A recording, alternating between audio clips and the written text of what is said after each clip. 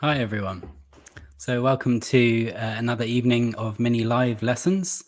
I'm very pleased to welcome tonight to a Greek Feldenkrais practitioner who's also a yoga teacher based in Athens. She's going to teach everyone a lovely lesson tonight that's going to look at a series of connections from head to toe. So in the comments, please everyone, let's welcome Erifily. Let's just check I've got that correctly.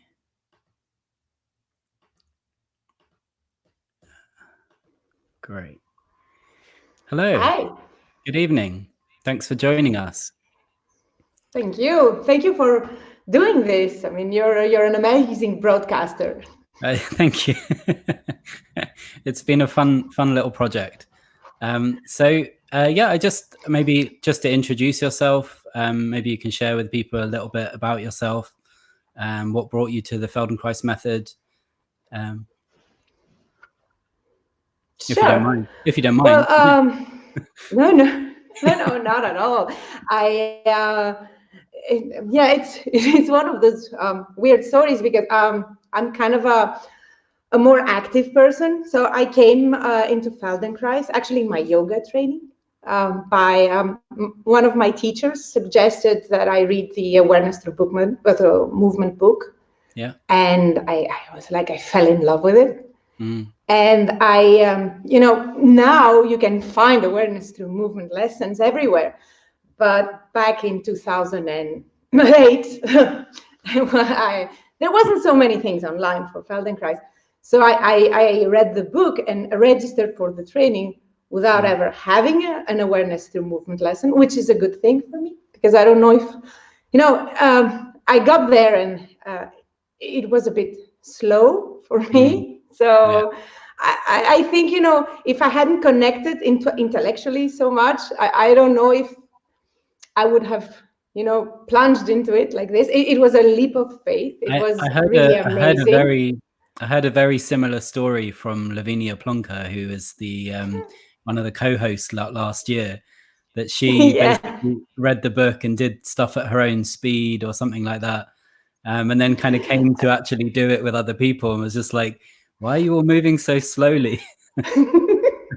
Well, Lavinia has also a very active background, and I had the chance to meet her. She came to Greece to teach a Hmm. workshop. She's amazing. I love her. But yeah, Mm. we kind of, if I can say, we're kind of sister souls like that. That's We're great. Yeah, that's great. hyperactive clowns, and yeah. So yeah, we came in, from a strange kind of path. Mm. But for me, it has been like having a baby because Mm. when you have a baby, you love it so much that you cannot think that you will love it anymore. And then as it grows, you love it even more and more. So I found that true for Feldenkrais as well. I came into my training with much enthusiasm Mm. just by reading a book. And I graduated in 2012, and I still love it more and more, and I discover more. I love that it is a journey. It's not just a technique you learn and do over again. It's Yeah. really a journey. Yeah, like self-discovery, a journey of self-discovery. I mean, just in Exactly. relation, you said that you're a yoga teacher, you practice Feldenkrais, but you also mentioned just now clowning. I wondered if you just wanted to, or you could give us a little taste of like how you relate Feldenkrais to that sort of more performance-based world. Well, I don't know if I can actually speak for clowning because I'm really a novice. Mhm. I started working at it with many amazing teachers for like 2 years now. But Mhm. for me, yes, it is kind of a different facet of the same thing we're looking for. It's like Yeah. how uh, how to discover ourselves. And for me, Mm. being in this path of yoga and Feldenkrais, which is very introspective, clowning has allowed me to find the way to connect with people. And actually, take what is in me and be able to connect more with it in a very genuine way. It's, for me, clowns are very special, very special. And Great. my idea of doing clowning was not to become a clown, Mm, but to find a way to be a better teacher. For me, clowning has been the way to be able to connect more in a more authentic way. nice. That's And really not to take yourself too much seriously. That's another point. Like, with Feldenkrais, we encourage change. In order to change, you have to be able to let go. And to yeah. be able to let go, you have to be able to be more playful.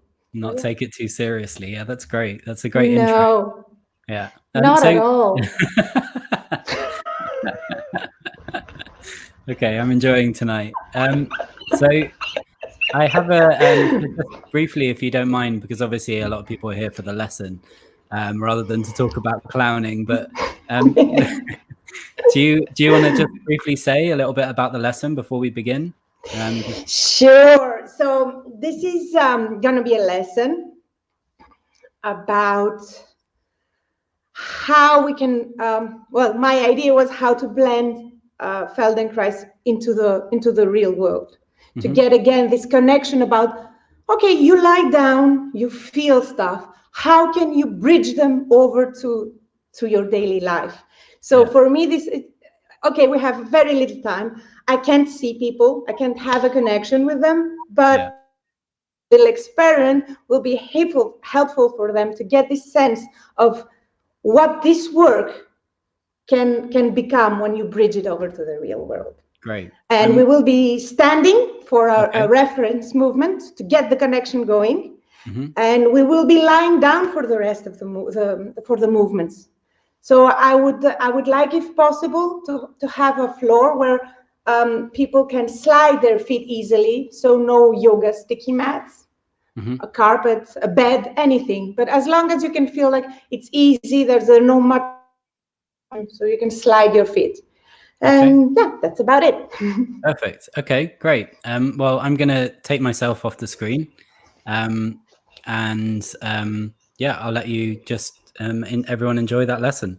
Have fun. Sure. Thank you. Hello, people I can see. So I want you to kind of take a moment. I know it's hard where many of us are locked in and we're looking at a screen all day. So I want you to take a step back and just listen instead of watching. And if you can, stand up, but you can also do it on a chair. And I want you to imagine two states of standing. So, there are many ways of standing. You could be standing, waiting for a friend on the street. So you're kind of looking around, trying to find that friend. So there's a difference in the way you stand when you're looking for something than when you just stand, let's say, waiting in line. And can you feel that? Can you make this differentiation now? Like you're looking for a friend, and then you're just kind of standing. And how is your body changing? How is your shape changing as you pretend looking for someone, and then as you kind of just stand? And then how about if you're standing in line and it's quite a long line and you're starting to get bored? And you kind of, release a bit of your muscle tone on your skeleton. And can you make this idea a bit more clear? And with every exhale, just melt your muscle tension and feel your bone structure a bit clearer.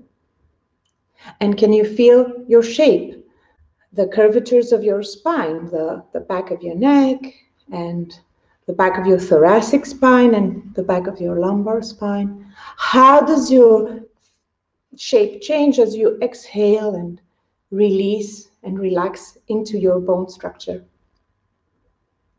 Now, we're doing this because we want to have a reference.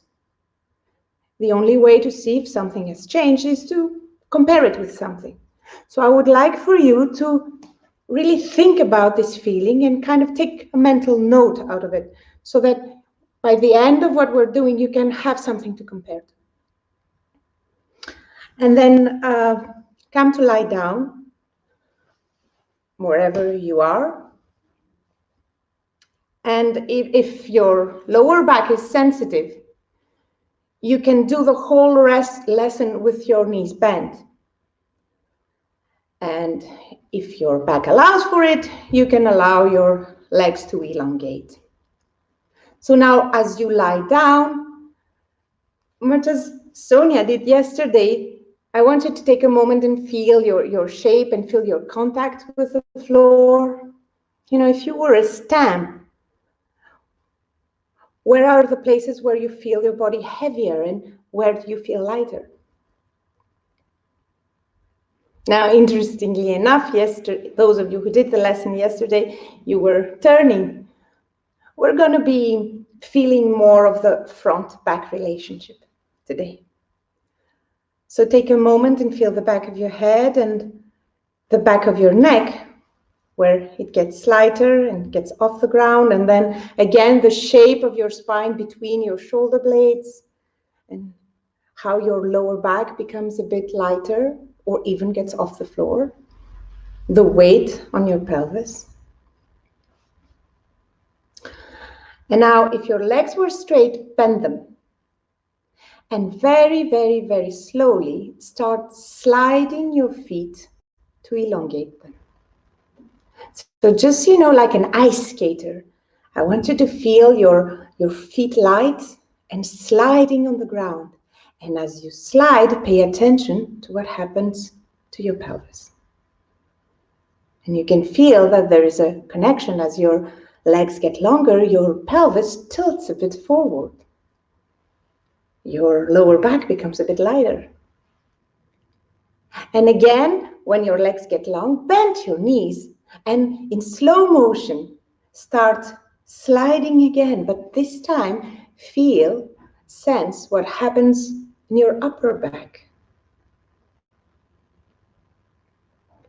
And although we don't have much time today, you could do this time and time again to feel how each individual vertebra changes its connection to the floor. And each time, since you're putting your awareness in a different place, it will be a different movement. And again, bend your knees and gently let your feet slide away and feel what happens to the back of your neck. As your feet slide and elongate on the floor, the whole of your back changes its contact to the ground. You're changing shape. And this is what we're gonna feel today.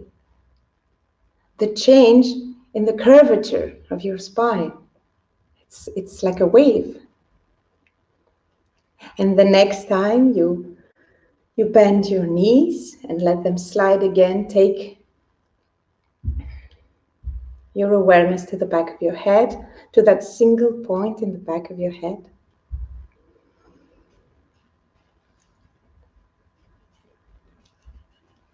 And take a moment to rest with knees bent or straight, whatever feels more comfortable. And take a few breaths to feel the way you contact the floor. And what is very important to know is that what you're feeling today is not the same thing that you will feel tomorrow. You know, we tend to associate the way we feel with what we know about our bodies. Oh, my bad hip, my bad leg, my bad side. We are different from side to side. We're not symmetrical. But each time you feel the ground and feel that something is lighter on one side, doesn't mean it's wrong, and it doesn't mean it's not something that can change. What you're witnessing right now is just a snapshot of your body. If you do the same lesson in the morning and in the evening, you will find that it's totally different. So whatever you experience, don't take it as granted. Don't take it as it's something written in stone. It's just an observation of a snapshot. It's not the whole film. So now bend your knees again. Bring your hands together in front of you, and you can have them really resting, soft elbows and soft hands, and try lifting them a bit towards your head and a bit towards your belly. So you want a very small movement, because I don't want you keeping your attention in your hands and arms. I want you to keep your attention to the back and the way you contact the floor. Can you feel a change of shape between your shoulder blades? Can you feel the weight of your hands gently rolling up and down your spine as you move them? You might not. This is not a test, just observing. And let it go. Let your arm rest on the ground wherever it's easy for you. And with bent knees, now very gently start pushing your belly out, allowing your lower back to become even lighter, and tilting your pelvis forward. So you're gently rolling your pelvis forward towards your tailbone and back. Lifting a bit your lower back and back. Not lifting the pelvis, mind you. I can't see you, but I know many people do that. So what you want to feel is your lower back lifting and rolling, and your pelvis rolling on the floor. Okay. And now try pushing through your feet, engaging your belly just a bit. We're not doing some extreme Pilates work, just a bit. You roll back and you feel like, what happens if you try to push your lower back towards the floor? And you know there are many ways to roll the pelvis. It can look very similar, but it can feel very different if you lift and lower the lower back. Try it. And then concentrate on rolling the pelvis. And then concentrate on pushing and releasing the feet. Many, many different ways. Same movement, and yet very, very different. And can you do both now? Can you allow for your pelvis to roll forward and back? So as if it was, a ball rolling on the floor, forward and back. And you can feel the changing shape of your lower back. That's the most obvious one, but feel what happens up the chain. Can you feel a change between your shoulder blades or in the way your ribs are touching the ground? In the shape of the back of your neck, and where does your head touch the ground? And can you make this movement a bit faster? So what I used to tell my dance students was that in order for a movement to be graceful, if you want to make it faster, you have to make it also smaller. So in order to make it faster, make it smaller, smaller, smaller. So now this little turning, this little rolling of the pelvis forward and back, this pushing through the feet becomes a small vibration that travels from your pelvis, from your rolling pelvis, up the spine, towards your head. And let the movement go. Take a moment to rest. Breathe. And taking such a long time to pay attention can be tiring. So some of you may want to, again, take a look at scanning your body and feeling left and right and the curvature of your spine. And some of you have had enough already, so you can really not pay attention. Take a few moments just to breathe and do nothing. It's very similar to meditation. You know, when you first start paying attention, it's very difficult to keep your attention there. But it is a skill that can be learned. It's a skill that can be trained. And what's nice about it is that the more you pay attention, the finer the details are. So, you know, it's also the same with yoga, where we're filled with Instagram amazing poses, but the most difficult poses are the one that's not Instagram worthy. Just standing and experiencing how you stand or how you feel the ground can be a very, very powerful sensation. But it's something that you have to feel, that it is not transmittable through a picture. So now, again, as you were lying down with knees bent, can you lift and lower your arms just very, very slowly over towards your head and then towards your belly? Just a small movement. You don't want to feel your shoulders too much because you want to pay attention to what happens behind your back, between your shoulder blades. If you can feel the weight of your arms rolling a bit along your spine.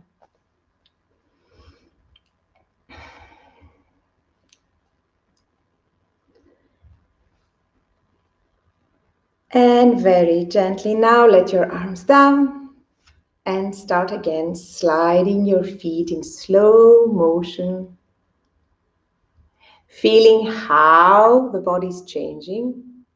Feel how your contact with the floor changes. Can you feel the turning of your pelvis and the changing shape of your spine and how the ribs feel and how the back of your head feels? And once again, bend your knees and slide, and this time keep your attention to the back of your head and to the shape of your neck.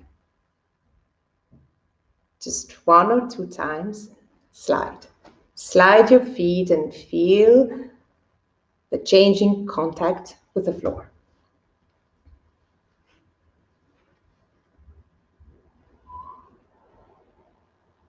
And bend your knees again.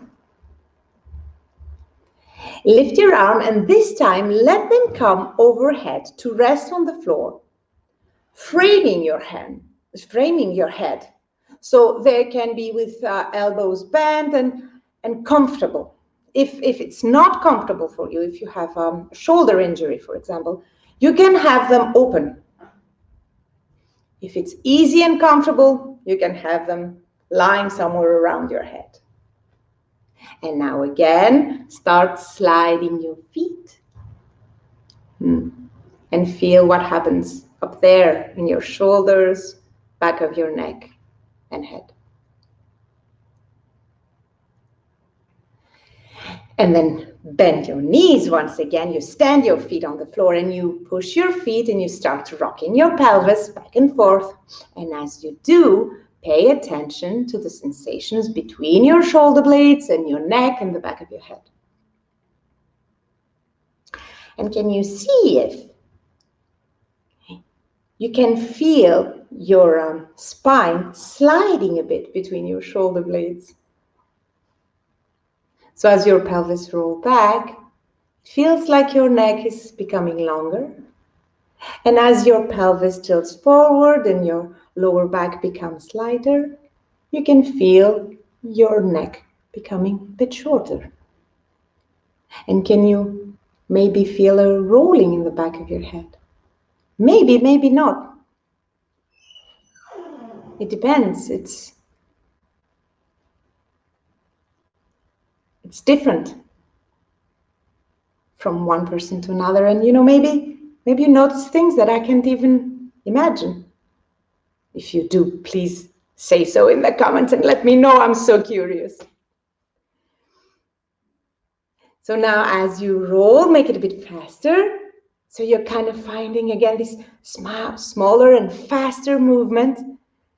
so small and so fast now, this tilting of the pelvis, that it's almost like a vibration. Can you vibrate up your spine?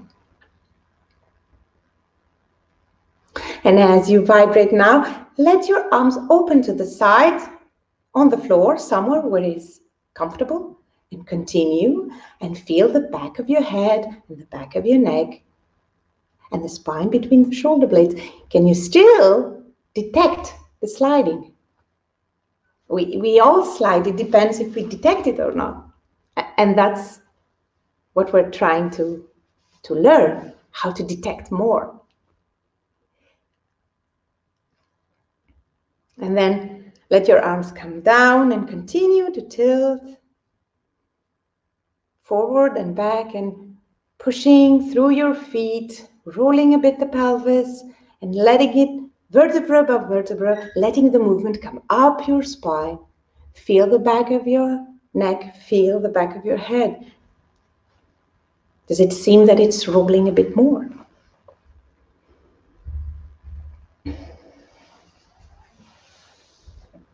And let the movement go and take a moment to breathe and rest.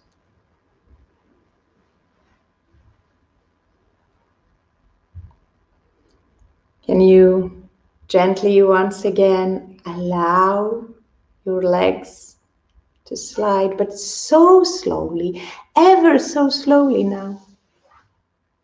I can't see you, but what I usually tell my student is that you have to move so slow. So if I'm looking at you, I'm not able to tell if you're moving or not. And as you slide your feet, can you feel what happens? The changing shape, the changing contact with the floor.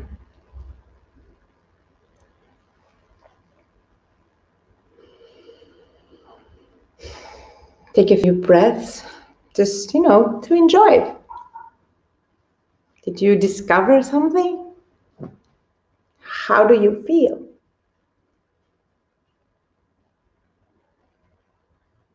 And now take a few moments to come up to sitting and then up to standing. And can you bring back that feeling you had when we did the first movement, standing? Can you remember how it was for you to look for a friend standing on the street and then waiting and waiting and waiting and standing and allowing your skeleton to support you? And can you play between those two postures and see if there is a bigger difference between the two now?